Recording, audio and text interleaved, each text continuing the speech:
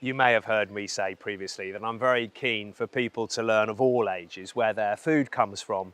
And here at the Cotswold Farm Park in our events field, that's one of the things that we try and get across. And we grow sunflowers and we have pumpkins, but we also have a potato patch.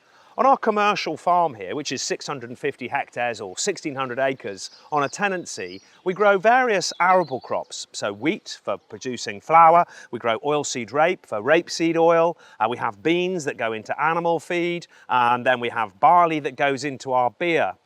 But we don't grow potatoes. Our ground is known as Cotswold brash. It's quite stony, so not very suitable for growing potatoes. They're grown across in Herefordshire and Shropshire, across into Scotland and in the eastern counties where the soil is deeper. Here we do just have our one potato patch so people can come along and dig them and learn more about them. So let's go on a little journey and I'll tell you more about potatoes.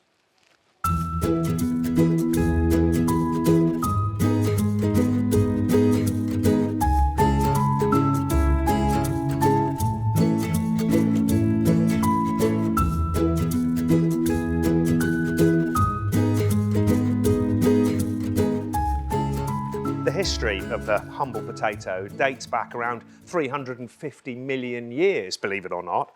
In fact, it evolved from the poisonous nightshade plant, and it evolved not only into the potato, but also into tobacco, the bell pepper, the chili pepper, and the tomato. And it really came from South America, from the Andes, between Chile and Bolivia. And people settled that area around 15,000 years ago, where they domesticated the potato. Then they started to produce a useful food from it, and from there, it's reached continents all over the world. It was the Spanish conquistadors who really got excited about the potato in the 1500s when they were out in South America searching for gold. But of course, the famous person who was supposed to have brought the potato to the UK is Sir Francis Drake. Right, let's go and dig some.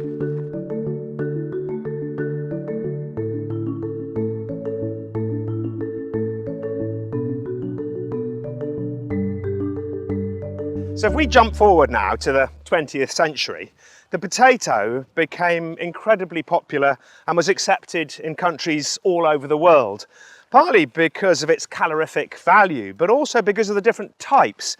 It could be used in so many different types of cuisine. And in fact, by 2010, the world production of potatoes was 324 million tonnes. And there are around 500 different varieties, but here in the UK, we only grow a handful of varieties commercially. Right, let's get in the potato patch. So you grow potatoes from seed potatoes, not from an actual seed, but from a potato itself. And don't be tempted to use an old potato off your veg rack.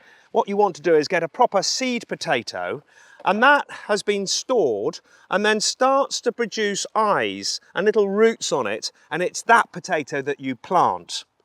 And in your main crop potatoes, you can plant them in your garden, and you need to ridge up the soil and plant the seed potato in there. In fact, the richer the soil, the better. So lots of organic manure in there is a really good thing. Or if you can grow new and early potatoes in pots or in grow bags. And here, what we've done is ridged up the soil in these rows and then planted the seed potatoes. And then what happens is the potato grows, it produces its leaf and its stalk, and the roots of that plant then spread out, and off the roots you get the baby potatoes starting to form. The little tubers grow on the roots of the plant. The plant then starts to die back and the potatoes are then ready to harvest. So if I dig down next to this potato plant, hopefully we'll find lots of potatoes. Okay, get right deep down. Here it comes. Give it a shake. There we are. So there is the original seed potato that grew the plant, and then on the roots of the plant, the tubers are formed. And you can see them coming off these roots. There's quite a nice potato from my bag. Pop these in the basket. There's one.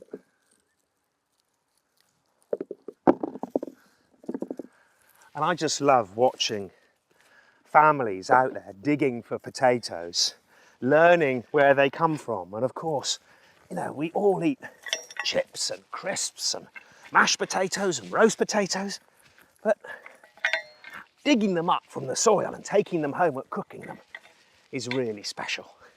So as a general rule of thumb, harvesting potatoes takes place from anywhere from sort of June, July through to October, depending on the variety. And the variety of potato you choose is really dependent on what you want to use it for. And there are pretty much two types. They're either waxy or they're floury.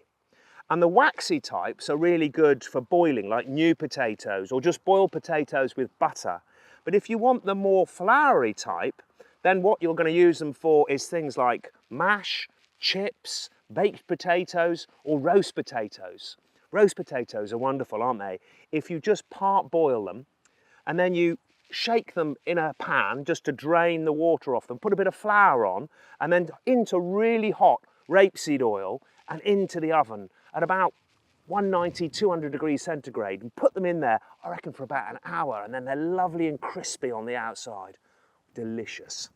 And there are some varieties like this that are Maris Piper that fall between two stools. They're both waxy and floury, and they're very, very consistent, and therefore a very popular variety of potato. So they're multi-purpose. You can use them for pretty much everything.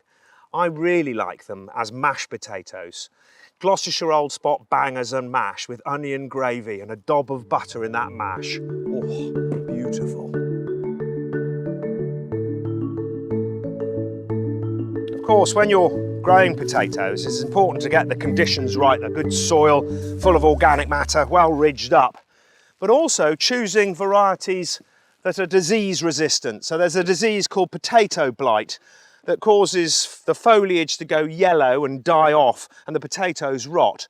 And there are a lot of varieties now that are quite resistant to potato blight. But also you don't want to be growing potatoes on the same ground year after year, because then you get a disease build up and pests, particularly potato eelworm. So change the ground every year, choose varieties that are disease resistant, and then just nurture them and love them, and they'll grow and you'll get lots of potatoes to eat. Of course, in the commercial production of potatoes, we've selectively bred varieties that are very, very productive. So they're high yielding, they last, they've got the right consistency for our supermarket shelves. But just like our rare breeds of farm animals, there are heritage varieties of potatoes. And a lot of people think that they taste better than the commercial varieties. And they've got some wonderful names like King Edward, the pink fir apple, and the international kidney. Look them out, give them a try. Of course, because food is so readily available on our supermarket shelves, as a population we've generally lost touch about the seasons and where our food comes from. It's brilliant, people who have got gardens where they can grow food, or schools that have got growing gardens, or plots of land that you can go and use. Allotments are absolutely brilliant. And in fact, even farmers don't really know how to grow all the foods that we produce here in the UK. If you took me onto a farm and down in Kent where they're growing cherries, I'd be completely lost. And if you took that cherry grower up to the Lake District where they're producing Herdwick sheep, they too, I suspect, would be lost. So don't be embarrassed if you don't know about everything and where it comes from. Just get out there and try and learn. Tell everybody all about it. I think it's really special when you're sitting at your dinner table, eating your food with your family, discussing what's on your plate and where it's come from.